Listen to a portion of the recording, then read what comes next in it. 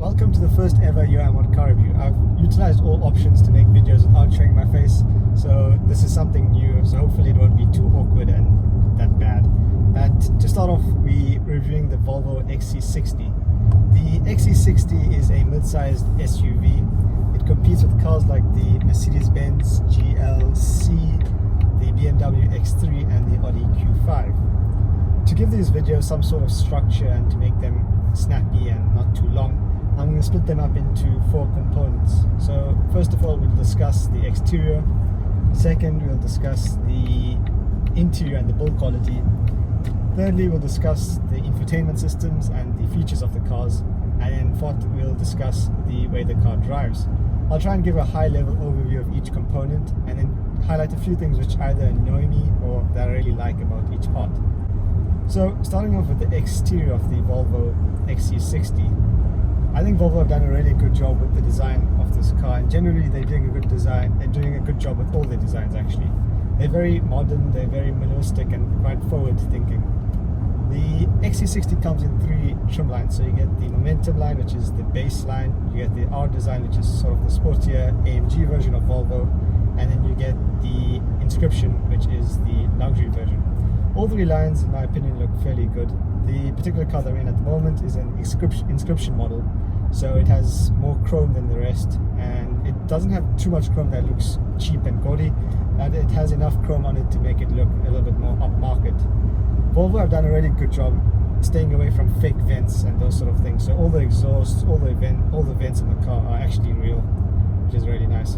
One of the cool design features of this car, and you find it on a few SUVs, and on some SUVs you don't find it, and that's the fact that the doors extend past the door sill.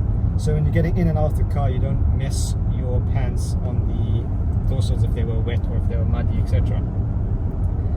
Moving on then to the interior, I think this is where the XC60 actually has really beaten its competitors.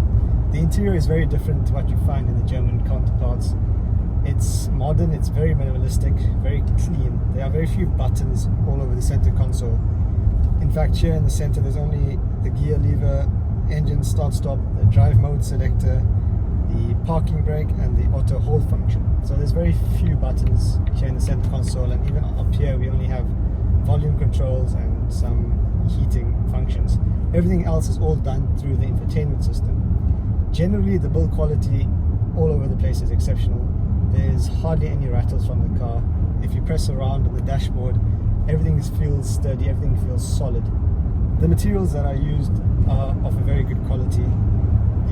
This particular car is the upgraded Nappa leather, so the seats are covered in Nappa leather, and the steering wheel has this cool 2-tone color, which is really nice because you don't see this sort of detail with a 2-tone steering wheel on a car at this price bracket.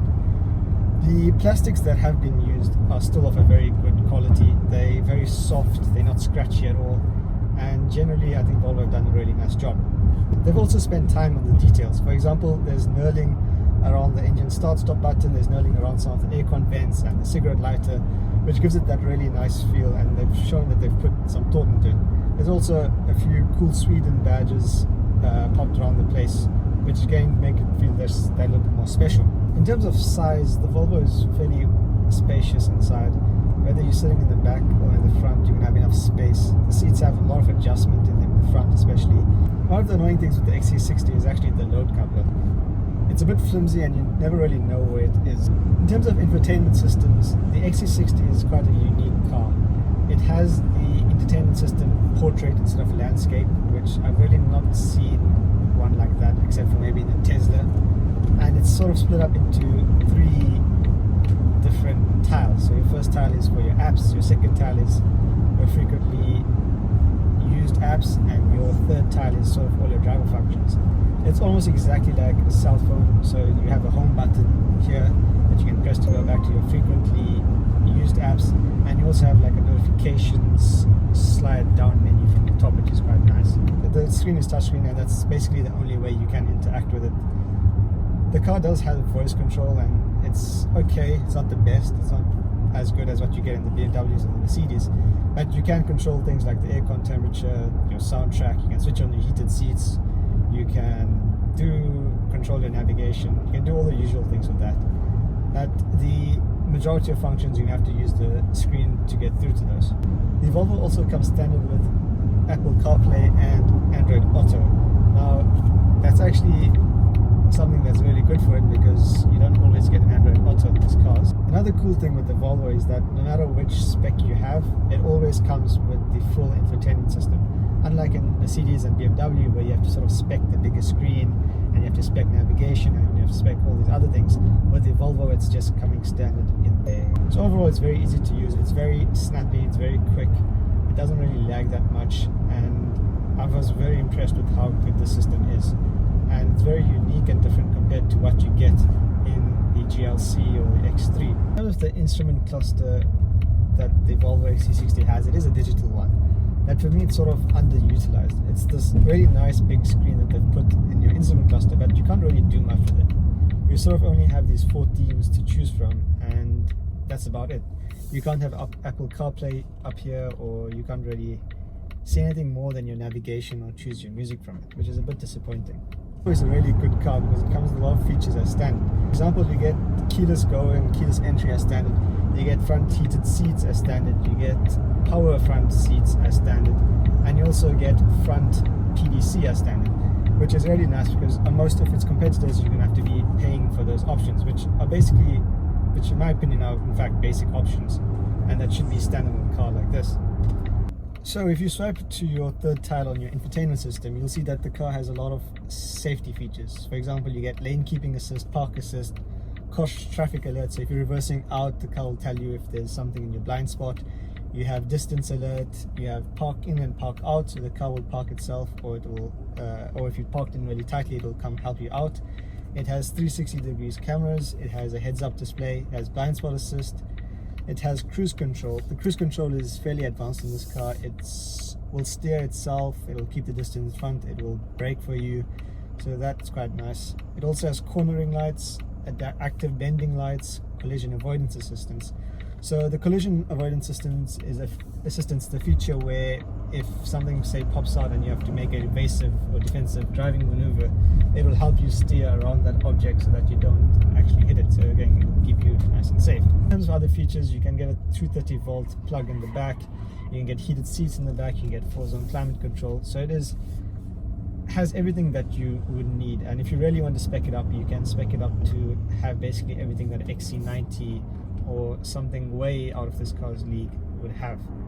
One of the not so nice things about the XC60 then is the climate control.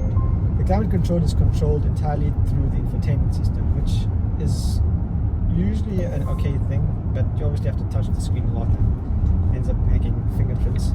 But the bigger problem with it is that it's very sort of touch and go. Sometimes you'll have it on medium airflow and it will be very loud. Sometimes you'll have it on one airflow and be very loud, so it's a bit, you're not really quite sure what you're going to get with it. Going on to the drive then, Volvo has done a really good job with the car in my opinion. They haven't tried to focus on making the car sporty or anything that it isn't, so they focused on the basics that you would appreciate on your every single day commute. So the steering wheel is nice and light, the braking is good, the air suspension on this car is very good as well, that's an optional extra, and it really does help to soften out all the bumps. There are 2 gripes that I have with the drive of this car. Number one, it's the gearbox. Because Volvo has set up this car to obviously be efficient and comfortable, it is very lethargic. It is a very lethargic gearbox. So if you're on the highway and you spot a gap and you want to take it, if you're going to floor the accelerator, you have to wait like 3 seconds before the car decides, okay, I should probably drop a gear or 2 and get on with it. That's one thing. The second thing that's a bit annoying with the Volvo, but you get used to it, is the engine noise. The diesels in Volvos, a lot of people say this, is not very refined. It's a very loud diesel engine.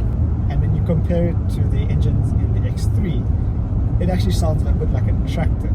So you'll notice it probably the first time you get into the car, but after a while, if you're driving with your air conditioning on or you have music on, you're not really going to notice it. And it's mostly between, say, up to 40 kilometers per hour where you notice it. When you're on the highway, the car is really quiet and you don't really notice at all. Speaking of, when you're on the highway, the wind noise is adequate, the road noise is also at a minimum level, and generally the car has enough power. So the D5 has 173 kilowatts, has 235 horsepowers, and has 480 newton meters of torque.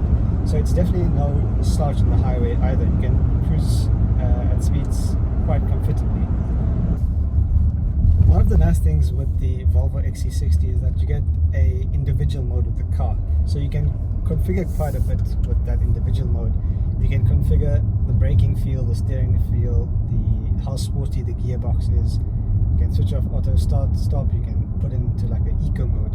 So that's really nice, and that sort of also gets rid of the problem that I have with the gearbox being a bit sluggish. So if you put the car into individual, you can have everything in comfort and maybe just put the gearbox into a sportier mode, which makes it really nice to drive because it makes it feel a lot more lively and perky.